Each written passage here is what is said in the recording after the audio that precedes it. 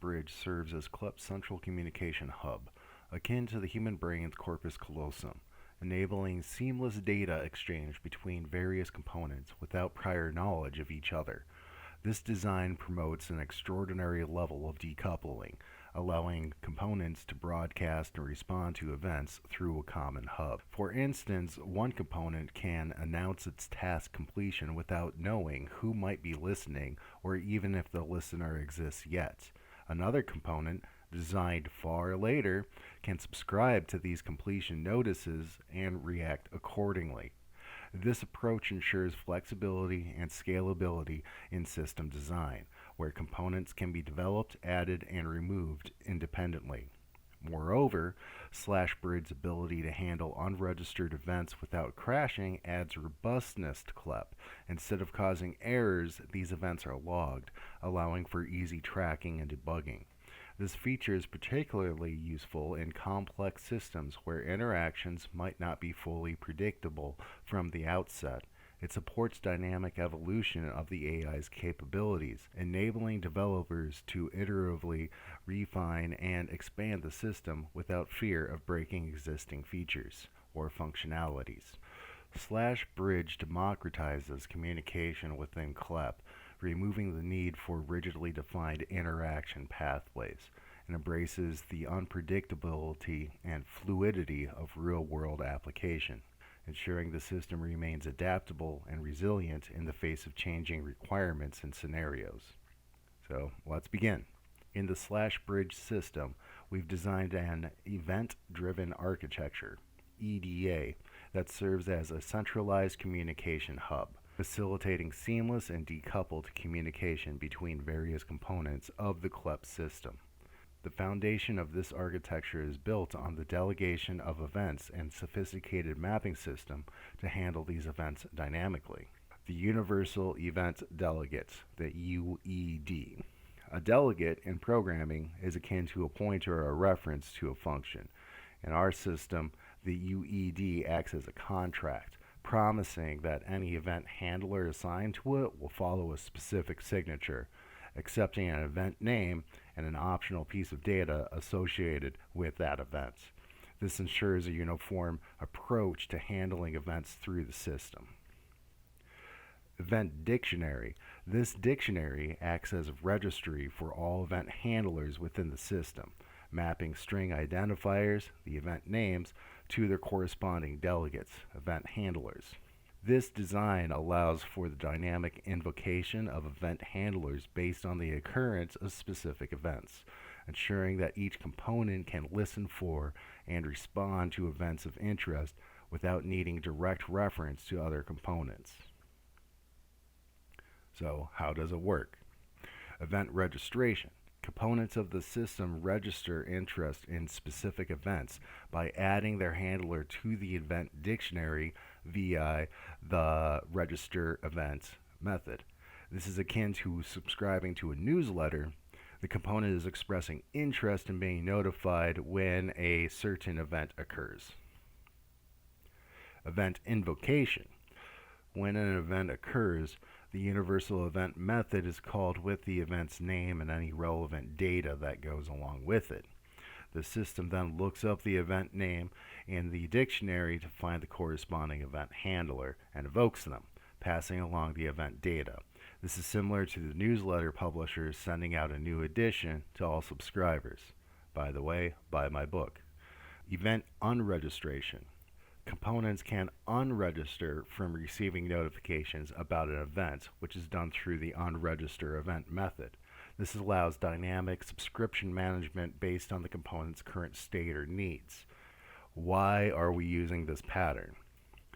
This event name and event data pattern in the delegate managed by a dictionary is central to achieving a high degree of decoupling within the system. By abstracting the event handling mechanisms in this way, components do not need to know about each other's existence or internal workings. They simply need to know which events they are interested in and how to handle those events when they occur. This significantly enhances the modularity and flexibility of the system, making it easier to add, remove, and modify components without affecting other components. Opting to use a centralized event system like /bridge instead of direct method calls, example like neuron.keymanager.function, which I do a lot, not going to lie, is akin to choosing a dynamic broadcasting system over direct hard-coded interactions. Here's why the event-driven approach, especially for a system aiming to emulate complex cognitive processes, is beneficial. Decoupling components. By using /bridge for event management, components within the KLEP system can operate independently without needing direct knowledge of each other's methods or existence. We've already said that quite a few times. Flexibility and scalability. With direct method calls, adding new behaviors or reactions to events require altering existing code, which can quickly become unwieldy. In contrast, an event-driven system allows you to add new responses to events simply by creating new event listeners or just subscribing to the event. When it happens, that method gets called. Simplifying complex interactions. In complex systems, the flow of logic can become convoluted. Direct calls might lead to spaghetti code, where different parts of the system are tightly interwoven and hard to follow or debug. Using an event system abstracts the flow of information, making it clearer when different events ripple through the system. Asynchronous processing. Event-driven systems inherently support asynchronous processing. This is crucial for operations that need to wait for other processes to complete without blocking the main execution flow. While not directly explicitly mentioned in my code snippets, event-driven architectures are well suited for managing asynchronous tasks, adding a layer of efficiency and responsiveness. Error handling and logging. Centralized event systems can provide built-in mechanisms for error handling and for logging. For example, if an event is called with no listeners, the system can log this as an unhandled event without causing a crash or caught exception. This aids in debugging and the system robustness. Broadcasting and multicasting capabilities. /bridge can easily support broadcasting, sending events to all components, or multicasting, sending events to a specific group of components, further enhancing the system's flexibility. This is more cumbersome to achieve with direct method calls without adding a lot of overhead or complex routing logic.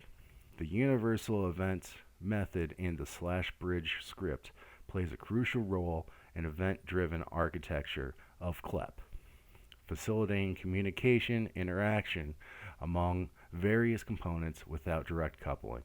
Let's break down the code line by line to understand what's happening.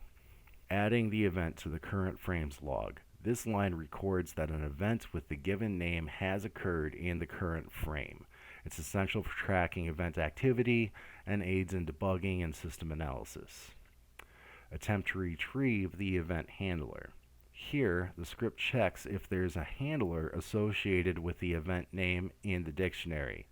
This mechanism allows the system to dynamically respond to events, executing registered handlers when their corresponding events are raised. Null check and handler invocation. After confirming the handler exists, the system ensures it's not null before invoking it. Invoking the handler executes all methods linked to the event, effectively broadcasting the event to all listeners. It also logs the event's occurrence, which is once again valuable for monitoring and debugging. Logging unregistered or null handler events. If no handler is found for the event, or if the handler is null, this line will then log that the event was unregistered or had a null handler. This aids in identifying missing or incorrectly registered events. It really helped me quite a bit because I would oftentimes build a thing and then forget to link it up, and then I would look at this log and say, oh, I'm calling for this event and there's nothing linked up. Okay, I'm being dumb. Handling unregistered events. This part deals with events that aren't found in the dictionary at all, indicating either a spelling mistake in the event name or a failure to register the event beforehand. It logs the event as unregistered, assisting in the troubleshooting process. The register event and unregister event method of /bridge are key to mapping event subscriptions within KLEP, ensuring components can dynamically respond to system-wide events. So let's break down what each part of these methods do. Register event method. First, we're checking for existing methods. This checks if the event name already exists within the dictionary. It prevents duplicate entries and ensures that each event name is unique. Adding new events. If the event does not already exist, this line creates a new entry in the dictionary with the event name as the key and the delegate as the value. It's how new events are registered in the system. Appending to existing events. If the event is already registered, this line adds the new delegate to the existing one with the += operator. It allows multiple methods to respond to the same events, enabling a broad and flexible event handling mechanism. So you can have an event name like got hurt, and then you can have not just one, not just two, but you can have as many methods as you want attached to that got hurt event.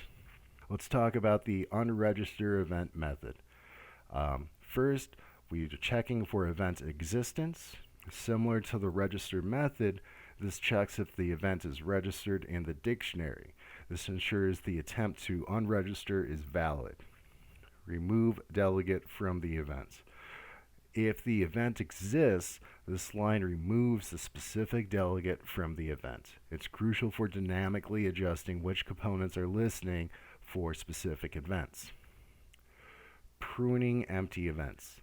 After removing the delegate, we then check to see if the event has any remaining delegates. If not, we remove it from the dictionary. This cleanup helps maintain efficiency and prevents the system from calling empty handlers.